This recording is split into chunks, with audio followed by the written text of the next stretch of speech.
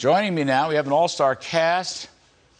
No one's bashful around this table. Brian Kilmeade, we'll lead with him. Co-host of Fox and Friends, host of One Nation with Brian Kilmeade and the Brian Kilmeade Radio Show. We have Katie Pavlich, editor at townhall.com and Fox News contributor. And we have Guy Benson, host of the Guy Benson Show, also a Fox News contributor. You just finished your radio show. Mid-radio show, actually.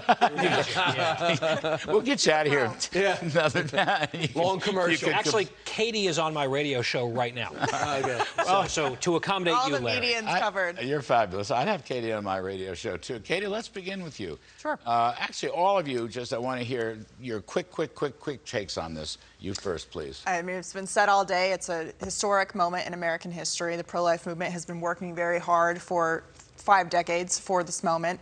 And there's two kind of categories here. There's obviously the pro-life victory that's being celebrated, but there's also the victory for the rule of law and the constitutionality of this. The left has been very good at, erasing any kind of arguments about this from a legal perspective, but the truth is that there are a number of leftist professors, including at Yale Law School and other institutions today, who have always believed that Roe v. Wade was bad law and that it should be returned to the states. So now the argument has been that abortion will be banned. That's not true. We've actually promoted democracy with this decision because now it will go to all 50 states and all 50 state legislatures will be able to have a debate from their people, pressured by their people in those states about how to move forward with abortion policy. So there's a lot to get into about whether there will be violence. Washington, D.C. is already boarding up some of their windows. And I think the big question is, why is it that the Supreme Court now has a big fence in front of it? And why is it that they have to put plywood on their windows in the aftermath of this decision?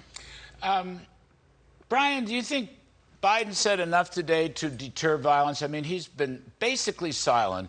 One kid tried to murder Kavanaugh. We've had all these people protesting, which is against the law. Biden's never said a word about that stuff. He mentioned it today, as Hillary Vaughn said. I'm sure you all read the notes of his.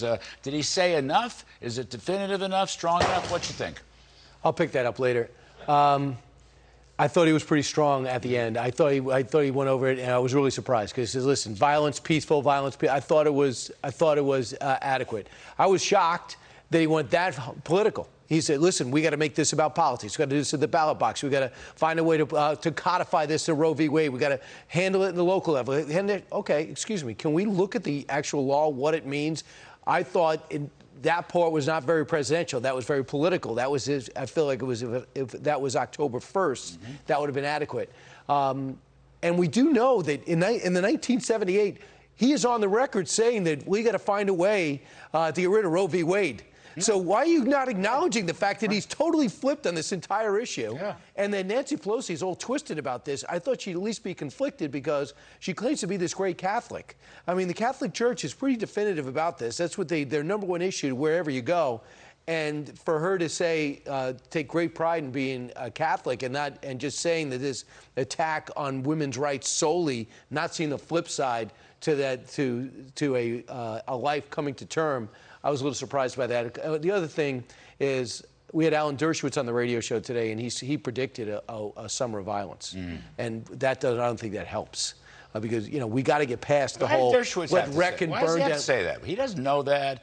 That's inciting of itself. Why is he? I don't get that. I don't know. We just seem to be really good at burning down cities and wrecking stuff when things don't go away. Well, the pro-abortion groups have come out and stated that they plan to become more violent, and we've seen dozens of pro-life pregnancy centers over the past month in the aftermath of the draft opinion coming out, be attacked. So I don't think they plan on changing their tune anytime soon. I mean, Biden, okay, it may have been inappropriate, but that's Biden's middle name, inappropriate. So he's going to make it very political. And I want to ask you, Guy, what you're hearing. This Women's Health Protection Act, which is unrestricted abortion, which blows me away, which is not popular, I might add. Is there any chance that would pass Congress? No, because it's fanatical. Right, so he used the word extreme over and over again. And he also talks, and the Democrats do broadly, about codifying Roe versus Wade into law. But the law that they've proposed does not do that.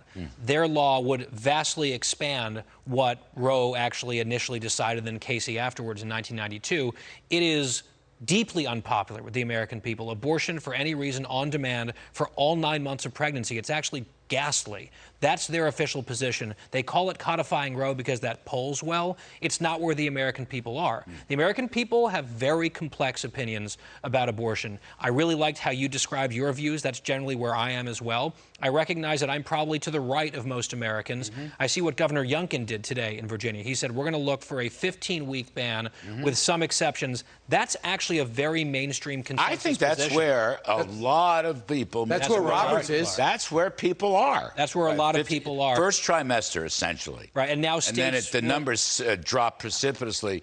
And then the third trimester, this bill would codify a third trimester abortion, which Katie, appalling. I mean, look, you're the woman here.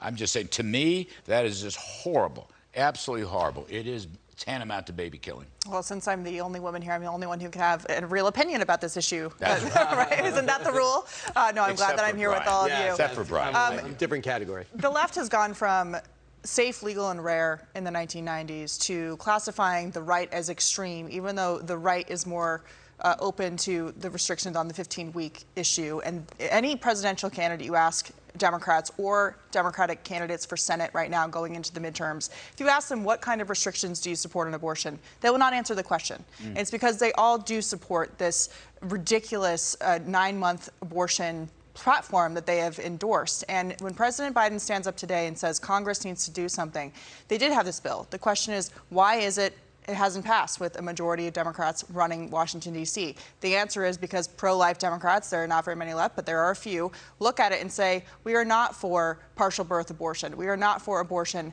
up to 9 months. And the majority of women in this country are not for any of that either. And the left tends to take this narrative of, women as a whole believe in this narrative, and they absolutely do not. And the pro-life movement has been led by women to this historic moment today. Brian Kilmeade, is this going to be an inflation election, a recession election, or is this going to be a Roe v. Wade election? You're going to have to book me in the fall. Because it's so early. You've got to right? give us the leading indicators. Right. We need cutting-edge stuff here. But what I'm saying we'll come back in the fall and take a look at what you said. But we're in June. You realize how long June is. I mean, we thought if you looked at the gun legislation on Thursday night, we thought that was going to be the #1 issue today. And now we have a gun ruling from the Supreme Court. Now we have Roe v. Wade today. And hopefully we won't have violence to report on right after this.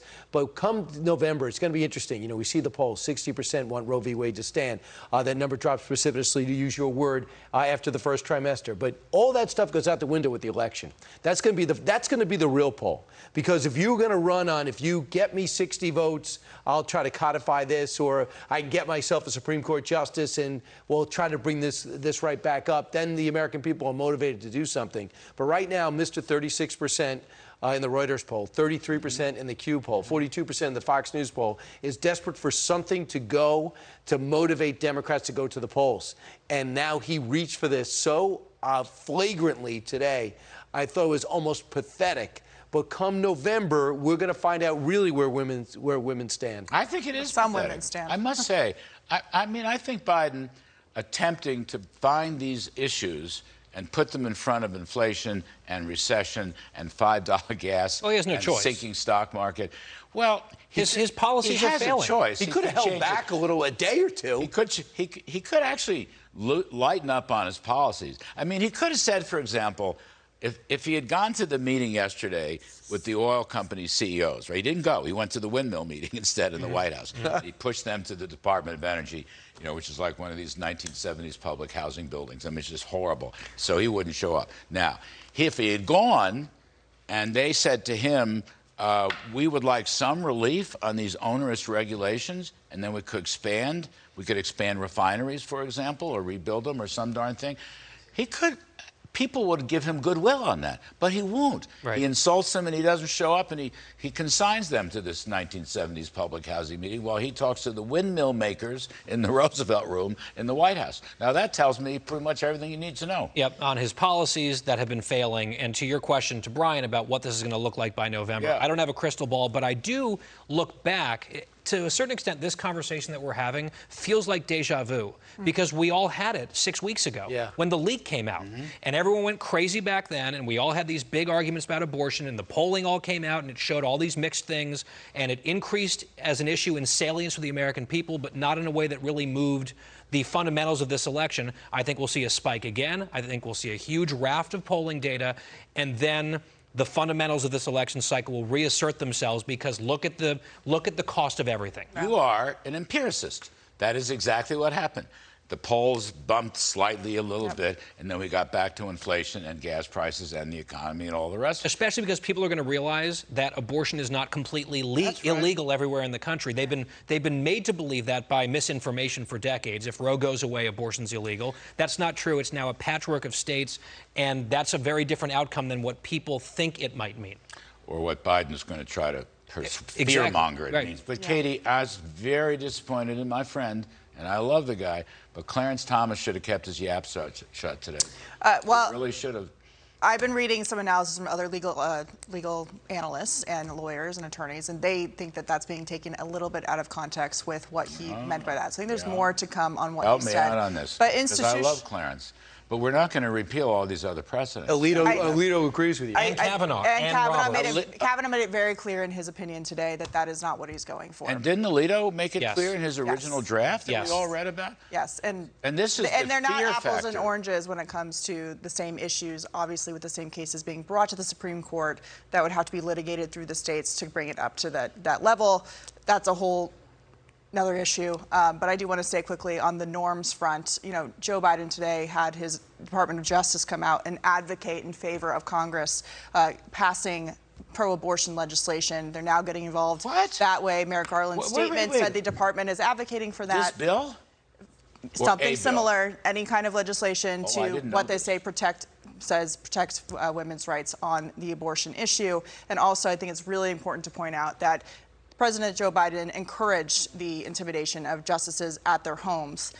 Today, he said he doesn't want violence, but the Supreme Court didn't waver despite the assassination attempt, despite the firebombing and attacks repeatedly on these crisis pregnancy centers. They continued forward with their job, and I think that gives people some confidence that they have the courage not to give in to the violent mob that tried to change their decision on this case. We got to get out because it's going to go black. They're just going to go black. We're up against it very hard. Even though it's named Kudlow. The show's Kudlow. They'll still do it? It's going to go down, and they never come back up again if we don't get out on time. But I think it's a good week for the Supremes.